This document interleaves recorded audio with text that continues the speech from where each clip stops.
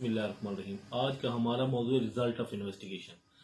जब इन्वेस्टिगेशन शुरू होती है तो उसकी तीन इकसाम होती हैं। उसमें सबसे पहले है कि चालान केस है, अनट्रेस्ड केस है और कैंसिलेशन रिपोर्ट है। अगर तफ्तीश अफीस समझता है कि सफिशिएंट मटेरियल मौजूद है तो उसको जुडिशल भिजवाया जाता है, जिसको हम चालान केस कहते हैं। अगर वो समझता है कि इसके खिलाफ सफिशिएंट मटेरियल मौजूद नहीं है या मुकदमा उसकी हद तक या मुकम्मल झूठा है तो वो कैंसिलेशन रिपोर्ट मुरतब करता है। और तीसरी इसकी इकसाम है कि जो मुकदमात में मुलजमान ट्रेस नहीं होते उनका चालान भी जो है ज़ेर दफ़ा 512 ज़ाब्ता फौजदारी सबमिट किया जाता है और उसको कहते हैं अनट्रेस केसेस। इसमें यहाँ पे एक मैं और अर्ज करता चलूँ कि एक और किस्म भी है।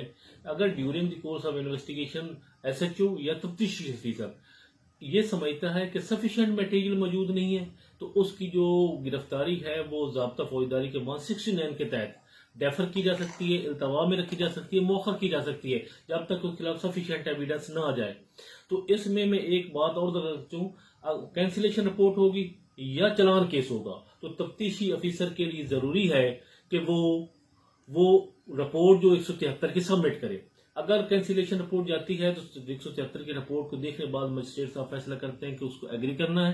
अगर वो एग्री करते हैं तो इसके जो कॉपी है DPO को मुतलका SHO को भिजवाई जाती है और जो वहां पे FIR है उस पर रेड क्रॉस का निशान लगाया जाता है और वो कैंसिल सॉल्व की जाती है। अगर वो डिसएग्री करता है तो मुलजमान को समन कर लिया जाता है और मुकदमे का बाकायदा आगाज हो जाता है।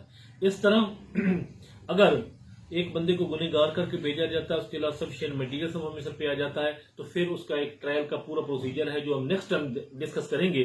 तो एक मैं यहाँ अर्ज करता चलूं कि विद इन 14 डेज चाहे कैंसिलेशन रिपोर्ट हो चाहे चालान केस हो, दोनों हालत में तफ्तीशी के लिए सबमिट करना जरूरी है और ये फैसला मजिस्ट्रेट ने करना है कि इसको कैंसिल करना है, तलब करना है या इसकी जो या इसको तलब नहीं करना या इसको चार्ज फ्रेम से पहले ही फारिग कर देना है। इस बारे में जो